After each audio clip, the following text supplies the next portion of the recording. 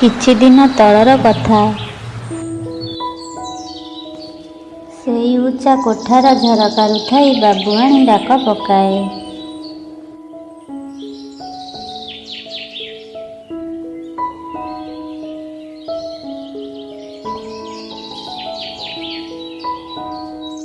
ତଳେ ଝୁମ୍ପୁଡ଼ିରେ ରହୁଥିବା ରିକ୍ସାବାଲାର ପିଲାମାନେ ଯାଇ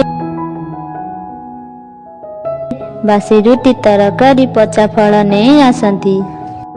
ତାପରେ ବାବୁଆଣୀ ତାଙ୍କୁ କାମରେ ଲଗାଇ ଦିଏ। କେତେବେଳେ ବାସନ ମଜାଏ ତ କେତେବେଳେ ପରିବା ଅଣାଏ। ପାଣି ନ ଆସିଲେ ଆଖପାଖରୁ ପାଣି ବୁହାଏ। କେତେବେଳେ ଲୁଗାପଟା ସଫା କରିବାକୁ ଦେଇଦିଏ। ଯେଉଁଦିନ ବାବୁଙ୍କ ଘରେ ଭୋଜି ଭାତ ହୁଏ ସେଦିନ କେହି ଡାକନ୍ତିନି କି ସେମାନଙ୍କ ହିସାବ ରଖନ୍ତିନି। ସେଦିନ ସେମିତି ବାବୁଆଣୀ ଡାକିଲେ ପିଲାମାନେ ନଥିଲେ। ରିକ୍ସାବାଲା ନିଜେ ଗଲା। ବାବୁଆଣୀ କହିଲେ, ଏ ରୁଟି ଦିଖଣ୍ଡ ଅଛି, ନେଇଯା, ଛୁଆ ଖାଇଦେବେ। ରିକ୍ସାବାଲା ମନା କରି ପାରିଲାନି।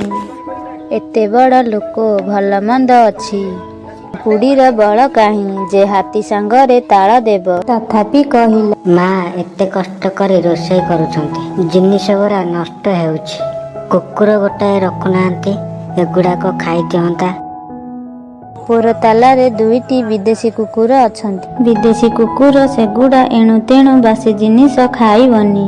ସକାଳେ ପାଉରୁଟି ବିସ୍କୁଟ ଆଣି ଦେଉଛି, ସେମାନେ ବି ଏ ବାସି ରୁଟି ଖାଉନାହାନ୍ତି, ନେଇକି କୁକୁରକୁ ଦଉଛନ୍ତି। ଝୁମ୍ପୁଡ଼ି ଆଗରେ ମୋର ଦୁଇଟି ଦେଶୀ କୁକୁର ଅଛନ୍ତି, ସେମାନଙ୍କୁ ଯାହା ଦେଲେ ସେମାନେ ତାହା ଖାଇବେ। ଆପଣ ଗୋଟେ ଦେଶୀ କୁକୁର ରଖନ୍ତୁ, ସେମାନେ ବିଦେଶୀ କୁକୁରଙ୍କ ଠାରୁ ଟାଣୁଆ, ଭାରି ଲଢ଼ୁଆ।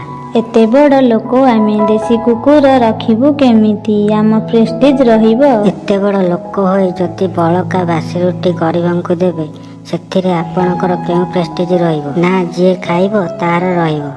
ମା ଧନୀ ହେଉ କିମ୍ବା ଗରିବ, ସମସ୍ତେ ଆମେ ମଣିଷ।